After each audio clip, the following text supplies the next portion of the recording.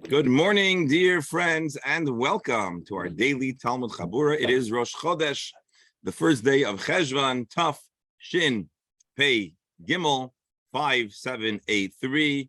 It is Rosh Chodesh. We're here to study the entire Talmud, one page, one line at a time. Presently, Masechet Shabbos, chapter 19, page 137a. On the bottom, we have a new Mishnah to study. We've been talking broadly about doing a bris on Shabbos, just like many other facets of Shabbos observance. It's a challenge. Can you do a bris on Shabbos? It involves cutting and drawing blood, as well as other preparations that also may classify as melacha. And so for the last while, we've been talking about how and if and when to do a bris on Shabbos. The bottom line is that a healthy 8-day-old baby gets their bris on the 8th day, even if it is on Shabbos. However, if it is not the baby's 8th day, then you will not do the bris on Shabbos. You'll wait until Sunday, which leads us to a very, very interesting Mishnah based on this subject of restrictions of doing an untimely bris on the 9th on Shabbos, which leads us to a very interesting Mishnah. It's going to take some thinking, and Mark will ask you to help us with some of the math. It's not that complicated, don't get scared, but it's just going to take a little bit of imagination. Here is the Mishnah. But that was the introduction. We'll invite everyone to unmute if you have any comments or questions, critiques of the intro, and then we will start our new Mishnah. Anyone? All righty, here we go. Let's dive into our Mishnah. Katan, a youngster, a baby, an infant, really. I don't know why he calls it a child. Nima lishmaina, an infant could have their bris, ideally on the 8th day. But sometimes it's not on the 8th day. Letitia, the bris will be on the 9th day. Vilasara, and on the 10th day. Ula chadasar, on the 11th day. Ulishnei masar, the 13th day. So a baby that's born, there's a possibility, there's the prospect for a bris to take place anytime, or not anytime, from day 8 till day 12. And that would all be part of a lichatchila arrangement. That is the way it is supposed to be. We're not talking about a baby that couldn't find the moil. We're not talking about a sick baby. Under the certain circumstances, a baby can reasonably have a bris 8, 9, 10, 11, and 12 days. Like pachis v'lo yoser. Before we go further in the Gemara, anyone want to try to take a stab at how that might work? How could you sanction a bris that's on the 9th day? If there's a reason it couldn't be done on the 8th. The C-section, for example, you would do it on Shabbos. You do or don't? You do not. Okay. So explain more. So therefore, it would be done on Sunday. It would be the 9th day. Or if there's a problem, I'm waiting for you to say something else. Or an adoption, perhaps. An adoption, interesting. But that would just be, you're saying the baby underwent a conversion. Conversion, yeah. Conversion. So then remember we had another Gemara that said maybe the bris, according to one opinion, might even be on the 1st day. Yes, that's yeah. Remember that, yeah. Rabbi. But we're talking here, hold on. We're talking here about a Jewish baby born healthy, under healthy circumstances. And we might they'll call the rabbi and say, hey, Rabbi Mazel Tov, we had a baby. And the rabbi say, okay, wonderful. The bris will be on day 9. Does that sound right? Rabbi, maybe. Hold on. Go ahead, Rebel. Maybe we're reading too much into it. Maybe the Mishnah is telling us, even though the Raisa, the 8th day, you may have circumstances where you have to delay it. Don't panic. Indeed. What are the... Maybe the rabbi... So the Mishnah... I just want to say, the Mishnah is going to explain. I just want to challenge our minds first. Dr. Hammer, good to have you back. Go ahead. Thank you. Good to be back. Maybe the rabbi is not available. He has another priority. He has to be in a neighboring town for a wedding or something. But that would not be... The Mishnah is almost like celebrating. A bris, Mazel Tov, 8, 9, 10. If the moil is not available, that's a disappointment, not a lichatchila. The Mishnah is not going to sanction under ideal circumstances to have the moil not come on the 8th day. So the Mishnah is going to explain, and it's going to touch upon subjects we already have been introduced. So this Mishnah, I believe, is structured, well, not really, but it kind of has a certain shock value. It captures your attention. We know since the first time that you were a kid and you were present at a bris, or you learned about bris, you understood that a bris happens at day 8. So this Mishnah is going to really dig a hole in your mind. What's going on? And it's going to bring out an important truth. How might Rabbi, this sorry to interrupt quickly. This Mishnah should belong at the beginning of all the cases we had. Why? Saying, the baby, that was the 2 babies mixed up, etc. I would have liked to see this before. Okay, I hear you. Let's take a look at the Mishnah. Let's see. How might it work? Kidarka. Again, this is the language of the Mishnah. So when I asked you why 8, 9, and 10, the Mishnah gave the answer. I just wanted to challenge and see if we could think of explanations. Kidarka, under all normal, regular, good, ideal circumstances, healthy Jewish mother, healthy Jewish baby, lishmaina, 8 days. That's the way it ought to be. But sometimes things happen in a way that are a little complex. What if the baby is born in twilight? What is twilight? It's a time that is set halachically and truly not certain, not sure if it's today or yesterday. If something happens in twilight, was it yesterday or today?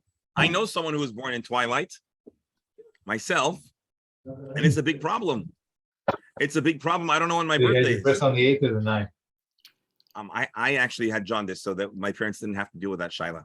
But it would have been pushed off. It would have been on the 9th day. Rabbi, what do we consider born? People are in labor for a couple of hours. When the baby emerges into the universe, is no longer in the womb. I understand that could be the head emerges. Let's hold off on that question for now. A baby is born in twilight. We do not know their birthday. We don't know which day they were born. Are they a baby? Are they born on Rosh Chodesh? Are they born on the 30th of Tishrei, or are they born on Aleph Cheshvan? Right? If the baby's born last night, twilight, we don't know the birthday. Now, birthdays are not such a big halachic question. There are some questions like bar mitzvah, but the big question is bris. And you know what we're going to say? That baby, Nimo Letitia, is going to have a bris on what might be its 9th day. Might be, but not for sure. Well, I'm saying might be, but it's ultimately, yeah. So it's going to be on the full 8th day. If Tashmas is considered the next day, then it's still the 8th day. So let's read Rashi. Sharei liyom shmini shel machar hunimo. So if a baby was born last night, twilight, between the 30th of Tishrei and the 1st of Cheshvan, the baby may have been born on the 30th of Tishrei, but we are going to count an additional 8 days, including, or starting with today. Shaharei, here's Rashi. Shaharei liyom shmini shel machar hunimo. He is born from 8 days after the later day, the tomorrow. In our example, Aleph Cheshvan. V'shema bein hashmashis yoimhu. Maybe bein hashmashis here. Mark, here Rashi is addressing your question. Shema bein hashmashis yoimhu. Maybe twilight is really yesterday. It's daytime. V'nim olates. And it turns out that the baby's bris is actually on day number 9. So, Mark, you're right. It's a little bit of a trick language because it's not for sure day 9. It's maybe day 9. But that's the point, and that's what Rashi flags for us here at the end. Rabbi. Yes. Hello. Dr. Hammer? Yes. So take the example that you gave. I assume you were born in the 21st century. And therefore, when you were born, that's probably in a hospital. And there's a birth certificate. And there's a time that is declared, this is the time the baby was born. Okay. Now, there's a time, a specific time. And yes, that time is during the twilight period. So the question is, you know the exact time. Okay. So is it that you have the option, because it's during that period, that even, it doesn't matter if it's early in the period, late in the period, if the period is 8 minutes or 10 minutes, you can do what you want. If it lands up that it would have been Rosh Chodesh and you like the idea of Rosh Chodesh was Sunday, you could do that. Or is it in fact something going back 300 years when they didn't know exactly what time you were born? They didn't write it down exactly. So that's my question. So this is our Mishnah, and the subject of Ben Hashmashis is assuming we know the exact millisecond of birth. There is a time in between day and night that is halachically called Ben Hashmashis, called twilight, and it is in Jewish law treated as a time that we do not know. It's it's a time that is a bridge between day and night, and it is halachically ambiguous. So it's not the lack of knowledge. It is, we know that time, but that time that's classified as Ben Hashmashis is a halachically ambiguous time. There are a number of different halachic conversations that are influenced by the matter of Ben Hashmashis. Of course, when Shabbos begins, when Shabbos ends, certain restrictions. Right. So, for example, Rabbi Appam is here in the room, and he says that there are certain leniencies that are extended on Shabbos and Ben Hashmashis. You can't do malacha, but there's certain. Basically, it's halachically relevant in a number of contexts. In our context, however, because we are uncertain, a baby cannot have the bris early, and therefore we're going to wait to be certain that it's day 8, even though maybe it's the 9th day, as Rashi points out, because maybe really twilight is considered daytime. And this baby has an additional day under his belt, if you will. Rabbi. No puns intended here. Yes, Roberto. Rabbi, but it seems that there's a strong principle. Everything you do is to avoid doing it early. No, everything we do is to do it in the right time. That would be probably the most correct way. But a day, if you're not sure, better be a day late. Indeed. Yeah, so also, you're going back to yesterday's question about what happens if you do the bris early. Is it considered a bris at all? Yeah, I think exactly. that's what's going on. You Yesterday have we had all kinds of problems if you do it early. Yeah. Rabbi, is this issue the very same issue that you would confront with the yort site in terms of when the person passed away? Yes, I don't. You would confront this question. I'm actually embarrassed to say this. I don't, in the moment, know what the solution would be. I would have to look that up and get back to you. But yes, we would be confronted with that question. Right. I just don't.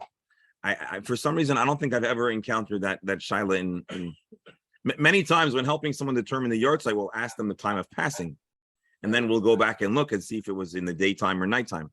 But I just don't recall ever confronting a question of twilight. But I'm sure it no doubt exists. No doubt is an issue that needs to be determined, and halacha has a response. I'm just drawing a blank on it. Rabbi, so, yeah, it's a good question. It's going to happen in many things. Many things are time sensitive to the day. Right. Of course. And so anytime a ketubah is the most sensitive. A ketubah, in a way, is most sensitive, but there are other factors in play. In considerations. Right. But so for example, I'll tell you the truth. I wasn't even aware for a long time about the fact that I was born in twilight, because I was born, again, I don't remember anything from my first 3 weeks. I have no memories. I blocked out all those memories, probably as a result of the trauma of the bris. I'm Rabbi, sure that's for you, that's short memory. For me, it's long-term memory. But the point is, I always knew that my bris was pushed off because of jaundice. I never had to really contemplate the fact that I was also born in Ben Hashmashis. But at a later point, I became aware of that, and it's an interesting thing. Now, again, the only time there's really a major halachic implication is bar mitzvah. Short of bar mitzvah, because again, the question of bar mitzvah is, are you halachically mechoyev in mitzvahs, and therefore can you be motzi others? Can you lane, right? Can a boy lane if it's not sure? Certainly his bar mitzvah, probably not. But aside from that, there aren't many other halachic questions that are super halachically sensitive. There is the question of observing a birthday, and especially in Chabad, there are certain hanhagot, certain rituals and prayers and traditions that are done on the birthday, and so, but that's not that's something that can be worked around. But anyways, let's go back to our Gemara here for a moment. Baby is born in twilight. So all I'm telling you is, although I was a candidate for the shaila, and the answer we're learning, I would have had the bris would have been pushed off to the 8th day, considering we would forget about the previous day, even though I may have been born in the day. The reality is that shaila never had to be asked, and therefore it was not supreme in my mind. But this could have been the scenario my parents had dealt with, and any other baby that is born in true twilight. So that baby is Nima Letitia. They would have the bris on what could be, as Rashi says, the ninth day.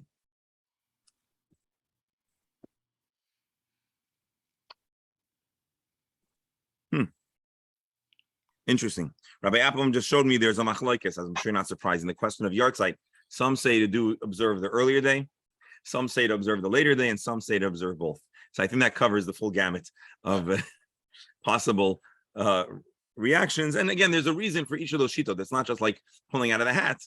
In a way, kibbud av, you always want to proceed, or aim, you want to proceed. On the other hand, you want to, be so.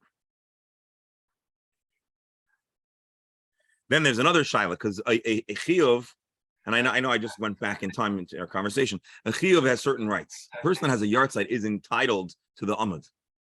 So let's say your loved one departed in twilight. Are you entitled to 2 days of chiyuvim? Not so simple. If there's another chiyuv, they'll say you take day one, but you can't hog 2 days of the amud in such a scenario. Anyways, it's an interesting shaila, Rabbi Appam. Thank you for bringing this to my attention.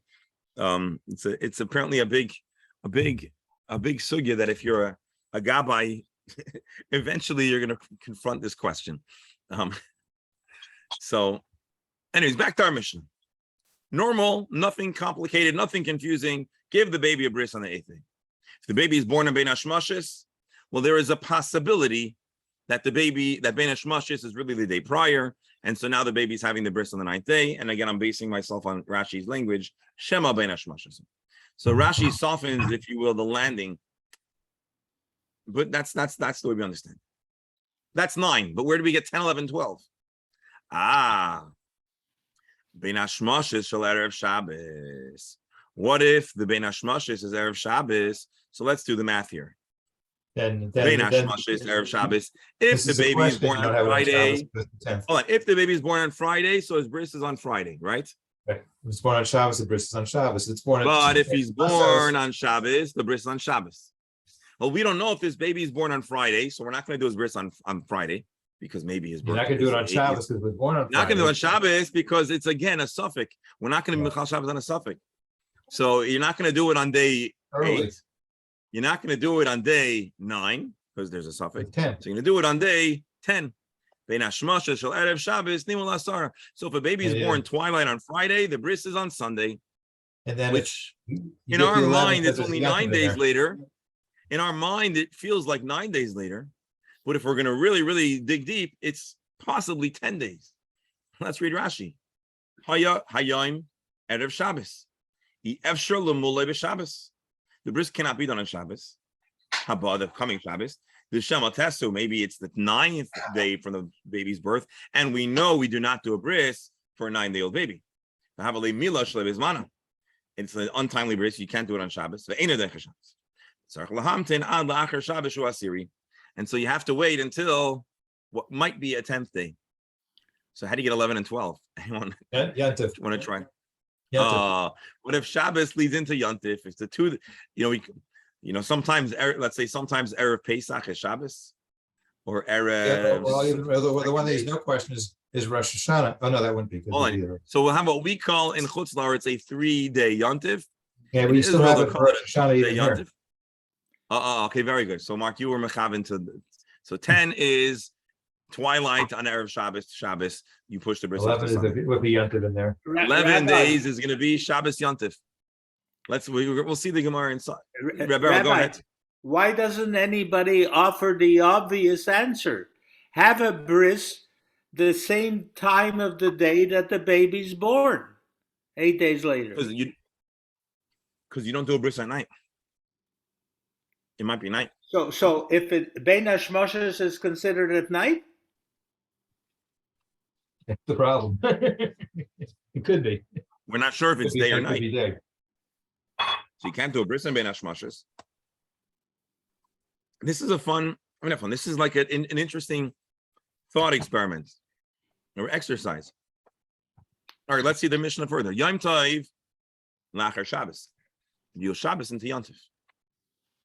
So the baby is born on twilight, Friday into Shabbos. the next Shabbos is Erev Yontif. You're not going to do the bris on Shabbos. And also, you're not going to do the bris, an untimely bris on Yontif either. Rashi, Ein Mila Shalei Bizmana Doichaisei. You're not going to push aside Yontif for an untimely bris. V'nimal Yid Aleph. Nimal Echad Asar. And so that baby has to have a bris on day 11. And as Mark already predicted, even in Israel, or at least we'll say with certainty, Shnei Yomim Shel Rosh Hashanah. What if it goes Shabbos, then 2 days of Rosh Hashanah? It has to be that way around because Rosh Hashanah can't be Sunday, Monday. So, Mark, you're asking a good question. Lo yadu Rosh. But it could still be Thursday, Rosh Friday. Hashanah can't be on a Sunday. But it could be Thursday. Can- Thursday, Friday, Shabbos. Same thing, 3-day Yontif. No, I don't think so. Lo yadu. Hold on. Thursday, so you're saying yes. Rosh Hashanah could be Thursday, Friday, and Shabbos? Yeah.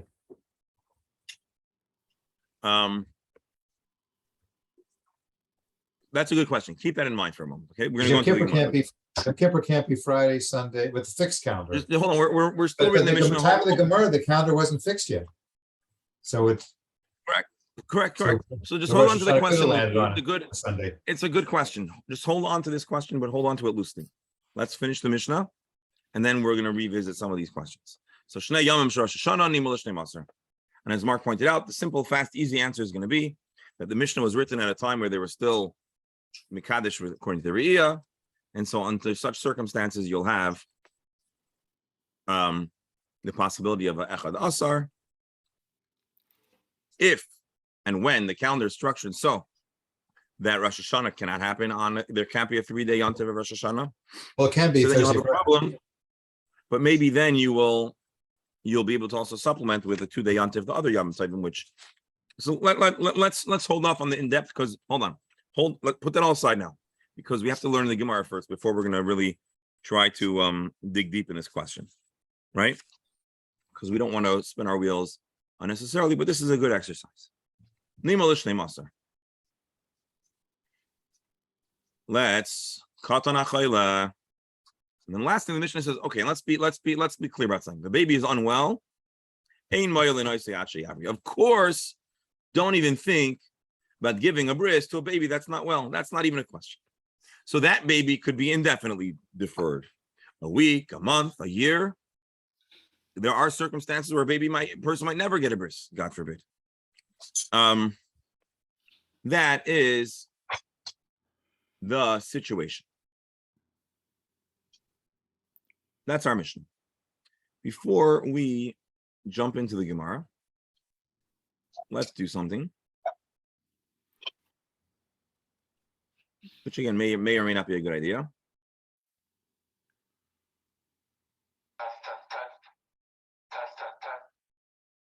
Hello? Here.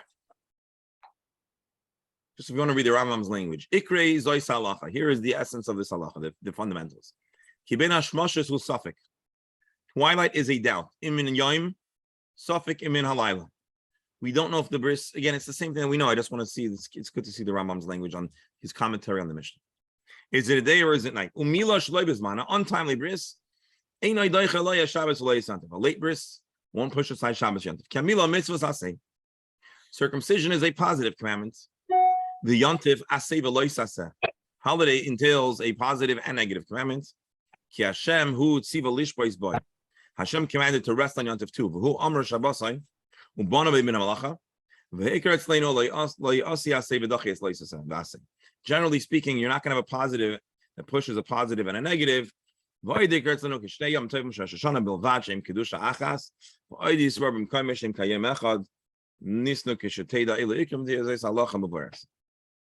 all right. Okay, I thought there was more. Okay, let's now jump into the Gemara. So this is our Mishnah, a very interesting Mishnah. It belongs, I would say, in like a Jewish trivia kind of, right? This belongs in some collection of Jewish trivia. Amar Shmuel. Actually, you know what? I was wrong. We're going to learn the Gemara fast, and then we're going to look for additional commentary on the Mishnah with your permission. Amar Shmuel. The Gemara's commentary is only on the final part of the Mishnah.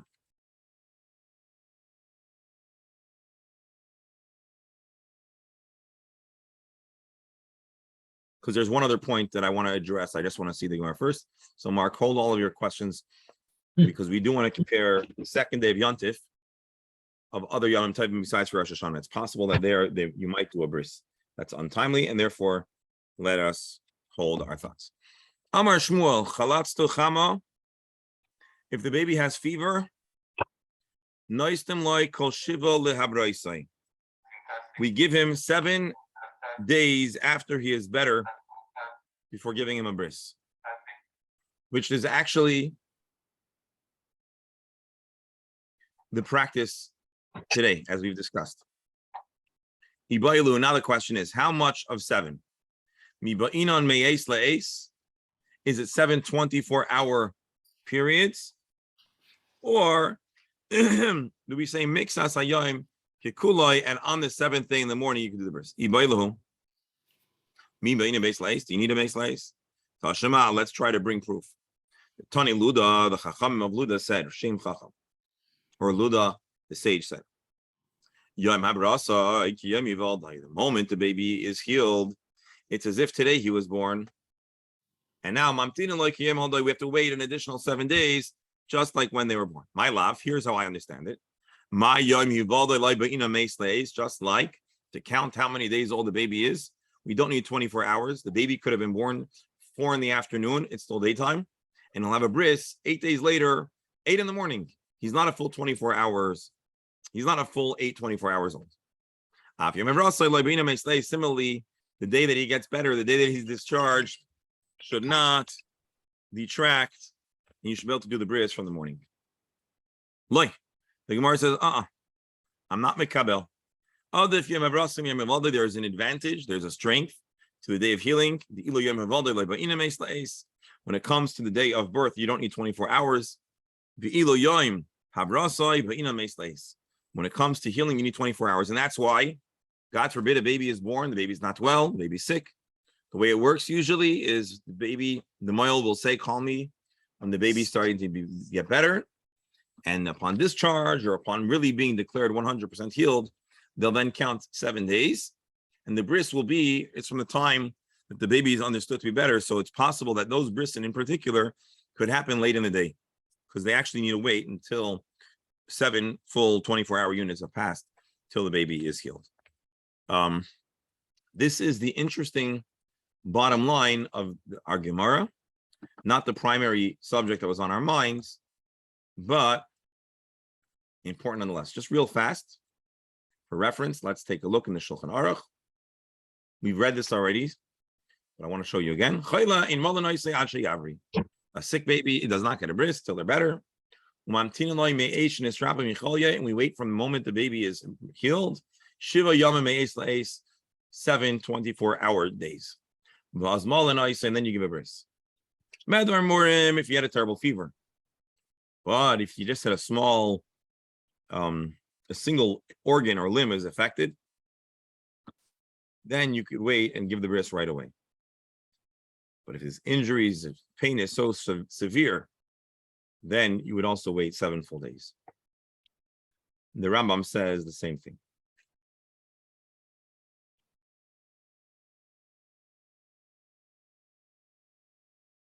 Now, the question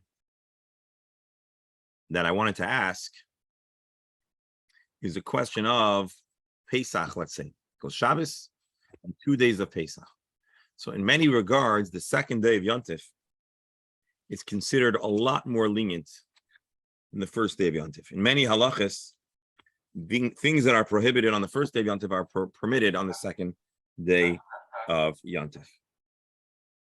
So the question is, when the Mishnah says the second day of Rosh Hashanah, are they...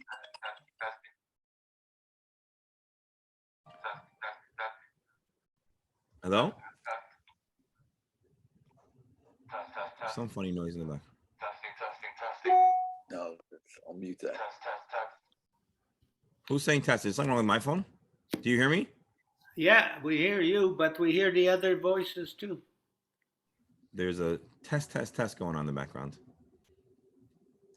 If that's you, we hear you. If you don't hear you, I'm sorry. So again, the question we asked is, is the Mishnah being medayek dafke the second day of Rosh Hashanah, but not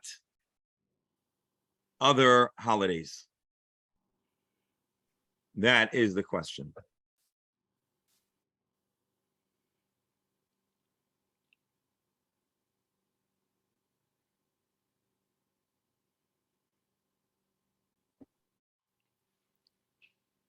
So who's going to talk to us about this? Hold on.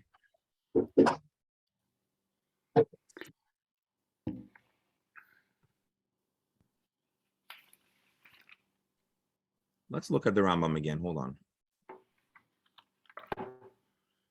Rabbi, Bear with me, folks. Yes, go ahead. Go ahead. Quick side issue, because I'm concerned with this, your birthday and bar mitzvah and stuff like that.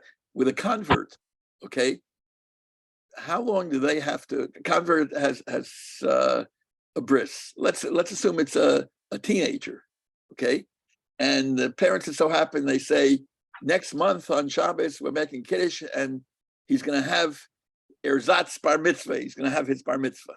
Is that 15-year-old convert, you're saying? Someone who's older than 13. Okay. So I don't think we'll make a bar mitzvah. I mean, maybe you'll do it like to make them feel good. No. But I don't believe there is a bar mitzvah for a convert who converts above the age of 13. Okay, I don't think so. So what you're saying, let me just follow up if you don't mind quickly.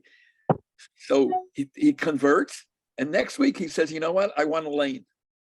I learned can I lane? Right. Sure. It's okay? If he's over 13, of course. He's a full-fledged Jew in every sense. Okay. But somebody who, let's assume your jaundice caused you to be 2 weeks late. Okay. Okay. And now everybody forgot about that. And you went and and now you go up to and you tell them that you're ready. You're a little nervous. You're ready. And someone said, you're probably nervous at your bris. And you say, oh no, my bris wasn't. I was a month old at my bris. So now now there you are, and you're not old enough. You you haven't been a Jew for 13 years.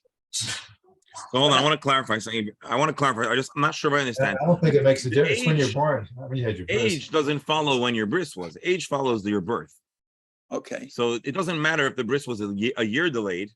The bar mitzvah is when the person is 13 years old. The bris doesn't come into equation. Okay. The only reason why I conflated the two is because there is a shaila about when you come of age, because we don't know when you were born. When is it 13? When is your 13th birthday? Is it yesterday or today? Let's say the baby was born twilight between the 2 days of Rosh Chodesh, right? Right. So the question is the baby Lamed Tishrei or Aleph Cheshvan? So when it comes to bar mitzvah, you can't do the bar mitzvah. If it was an Adar and his bar mitzvah, there's 2 letters. Yes, that is your whole month off. Uh-huh. Okay. Because he could have been born between the benchmarks between Adar Aleph 30 and Adar base 1, and then that's the bar mitzvah rolls around. There's only one Adar. It would be a month apart, depending which day. Yeah, so that we discussed the twin siblings, and the younger twin Has a can have a bar mitzvah a month prior to the older twin. Same situation. Yeah, that would be pretty. That I'm sure that would be difficult for the other twin and the parents. Could you imagine the one perk of having twins is that you can do the bar mitzvah together? I have like 2 different parties. I think that's as far as logging in. Let's look at the Rambam's language here. Okay. He summarizes our Gemara. Haitzi ha'ubar. Oh, here the Rambam answers another question we had here. So I think this is your question. Haitzi ha'ubar raishai. The baby pops his head. Now, why am I saying his, not hers? Well, because we're talking about bris. The baby's head pops out of the mother's womb, bein hashmashes, in twilight. Rebero, this was your question, right? Afal pi shalayatza kulai. although the entire baby did not emerge, just the head. I didn't realize that Uber existed already. Ah. Ella Belele Shabbos, even if the rest of the body only emerged, it was clearly Shabbos. Exactly. Ein Molanoisle Shabbos, this baby will not get a bris on Shabbos, because from the moment the head popped out, that already has halachic significance. Consider the baby's birth day, moment. Any situation, bris-wise, that does not push aside Shabbos, Yontif Rishon would not push aside the first day of Yontif. But But you would do the bris on the second day of Yontif. Wow. The Rambam, I believe, learns this from our Mishnah, from a diuk that Mark made. Why does he only talk about the second day of 2 days of Rosh Hashanah? Why doesn't he talk about the 2 days of Pesach, or Shavuos, or Sukkot, or Shmini Atzeres, Simchas Torah? Well, in the time of the Mishnah, they didn't have the 2 days yet, did they? Sure Time they of did. The diaspora, of course they did. But yeah, the diaspora they did. But they would not say you need to wait 3 days. You would only wait 2 days. And once the first day of Pesach is over, you can do the bris on the second day. However, Rosh Hashanah has 2 days. Over there, the 2 days of Rosh Hashanah is considered Yoima Arichta Damya. It's considered one long day. And all of the restrictions and regulations are equally distributed across the 48 hours of Rosh Hashanah. And so, although usually the second day of Yontif you could do malacha, certain malacha, that's not going to expand to Rosh Hashanah.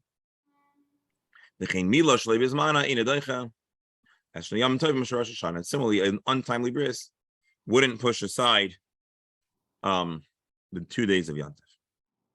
This is the language of the Rambam that is born out of our Gemara, out of our Mishnah. I'm just looking for some dialogue about the distinction between the second day of Yom Tov, because I don't believe everybody agrees with this. That's what I'm trying to look over here in the commentary of the Rambam. But I may be incorrect. It just feels like the subject that is worthy of discussion.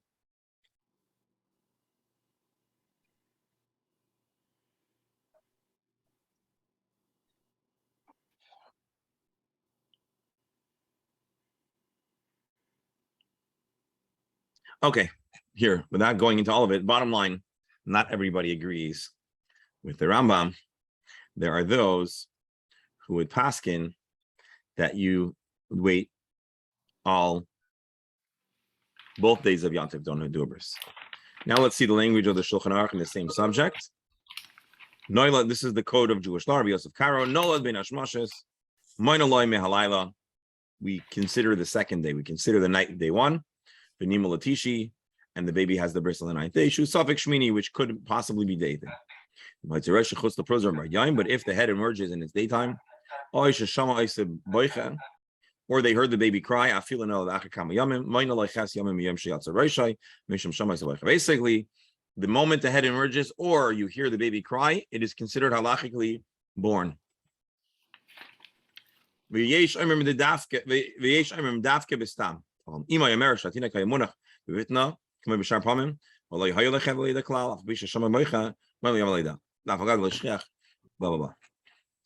here, the Shulchan Aruch talks about the first question, Bein Hashmashes. Let's see if we can see the rest of the halachas here.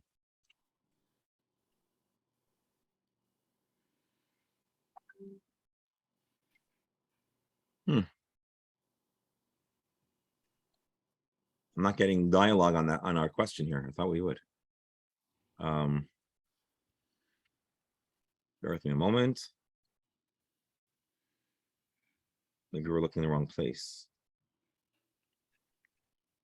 Yeah, that's probably what's going on over here.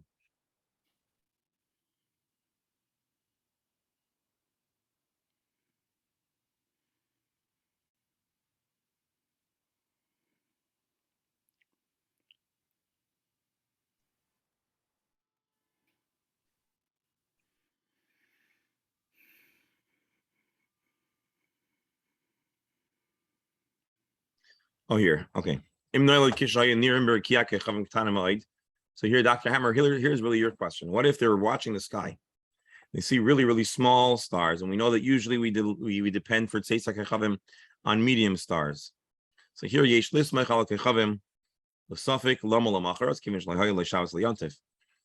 V'Apal Pisha Yerikia Mazir, Kinrikish. Still not getting what I want here. Imla Alter Kishoysi Vlad Rosh Chos the Prozer Nero Gimel Kechavim Benim Yeshus Valem. All right. I'm sorry. I'm not getting you more language on the topic, but that's an interesting question. I have to leave a few minutes early today, but let's start the Mishnah.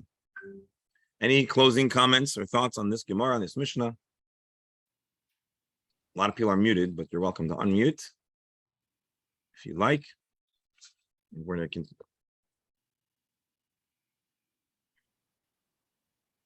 All righty. Let's go on to the next Mishnah. No, I just popped up. Okay, here. Elohein. How does this come in over here?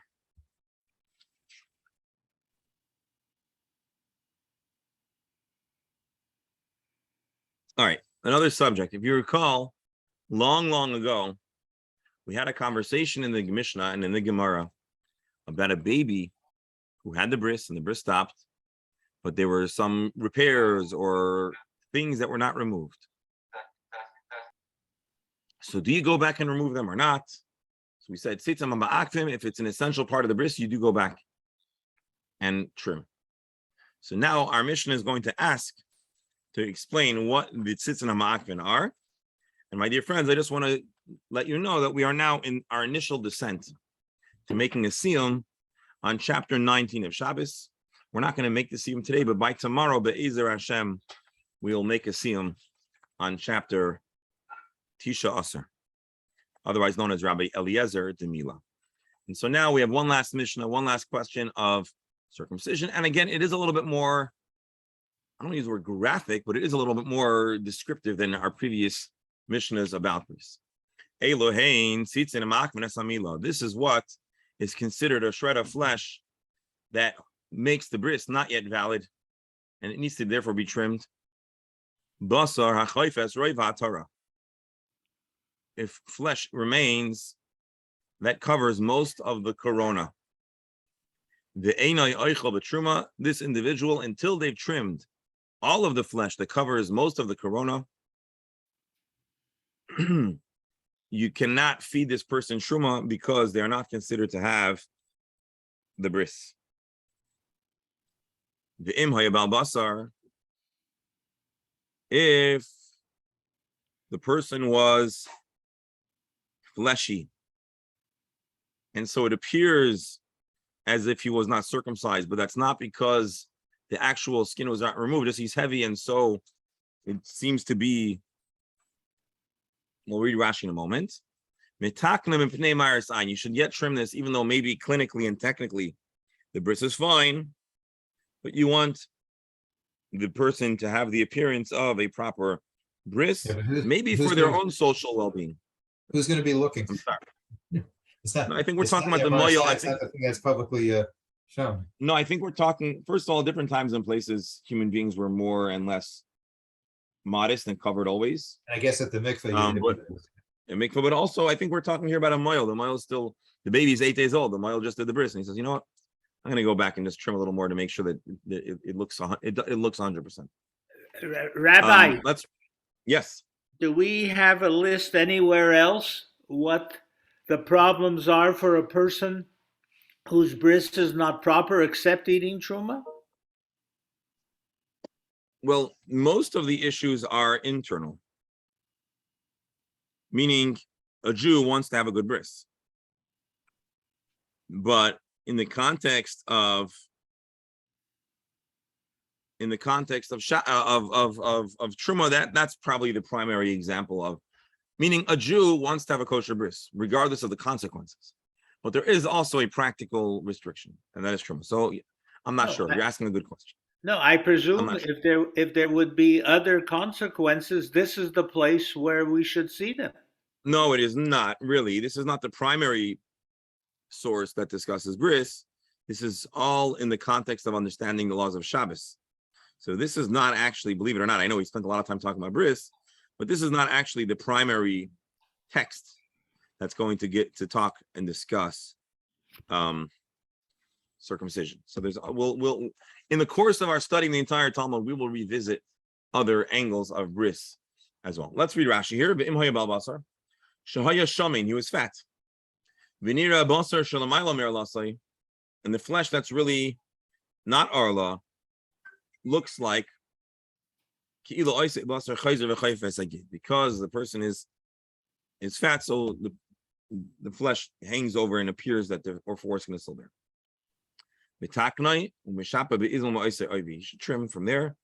So there should not be the appearance of that he's not circumcised. We're turning now the page 137b.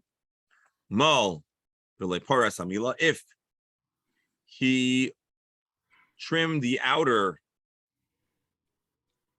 foreskin but left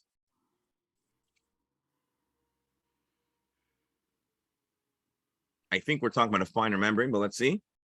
It's as if he didn't do a bris, he needs to go back. He won't circumcise but not uncover the flesh at the area of the circumcision. By folding back the thin membrane beneath the foreskin, it's as if there was no bris.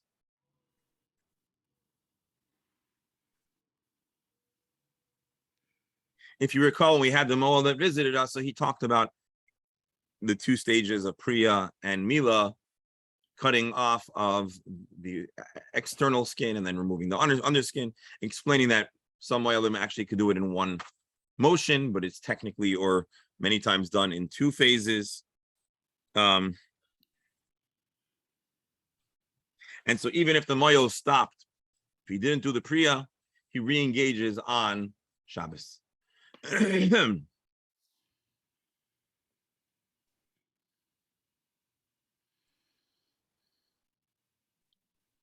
Rabbi, That's an interesting question. Yes. we don't have time now because you're leaving early, but the concept of Marasayan, which appears here, is a very interesting issue and one that I think deserves a lot of discussion, because I don't view it in general as a very positive concept. And I think it causes major personal, emotional issues for people, but also brings up serious. You're saying it would be better, Doctor, you're muted yourself.